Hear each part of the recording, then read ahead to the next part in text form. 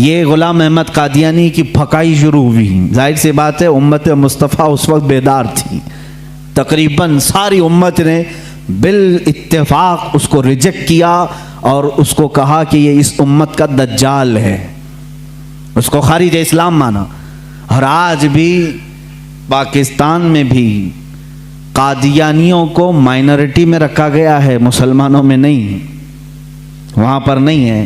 اس کا رونا یہ پوری دنیا میں روتے ہیں۔ ان کا تعلق ہی نہیں ہے اسلام سے، کیونکہ ہماری بیس اور ہماری جڑ ہے ختم نبوت کو دل و جان سے ماننا۔ رسول کریم صلی اللہ تعالیٰ علیہ وسلم کے بعد کوئی دوسرا نبی نہیں آ سکتا۔ غلام احمد قادیانی نے یہ خلفشار مچایا ہندوستان میں۔ ظاہر سی بات ہے عوام تو عوام ہے، کل انعام ہے، یعنی بھیڑوں کی طرح۔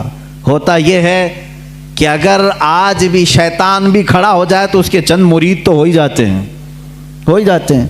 دیکھتے نہیں آپ کیسے کیسے باباؤں کے مرید ہوتے ہیں؟ ارے ان کی بیویوں کو یہ ورغلا کر کے اپنی بیوی بنا لیتے ہیں، تب بھی یہ مرید ہی بنا ہوا ہے۔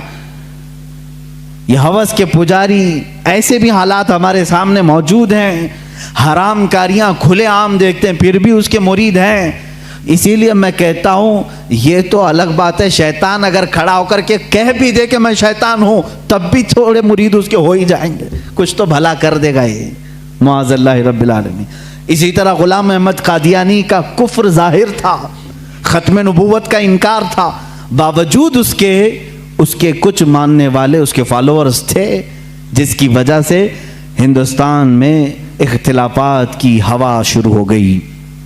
اب یہاں پر معاملات ایسے آئے کہ پھر ایک علاقہ ایسا ہے، علی گڑھ مسلم یونیورسٹی کو تو آپ جانتے ہیں، لیکن اگر میں اب کھولوں بہت سارے تو کچھ لوگوں کے اب دلوں میں چبھن ہوگی، پیٹ میں درد بھی ہوگا۔ لوگ یہی کہیں گے کہ مولانا اختلافات کی بات کرتے ہیں، بانٹنے کی بات کرتے ہیں، فرقے کی بات کرتے ہیں۔ میرے عزیز، حق بات بتانے کو اگر تم فرقہ واریت سمجھو گے تو یہ تمہارا کوڑ ہے، یہ تمہارا مرض ہے۔ اگر کوئی یہ بتا دے کہ یہ شکر ہے یہ گوبر ہے تو تم کیا کہو گے؟ یہ فرقہ پیدا کر رہا ہے۔ فرقہ نہیں میرے عزیز، تجھے بتا رہا ہوں حلال کیا ہے حرام کیا ہے۔ میٹھا کھا لے اور غلاظت چھوڑ دے، اسی لیے تو علماء بتاتے ہیں۔ کیا ہمارا ذاتی کوئی جھگڑا ہے کسی سے؟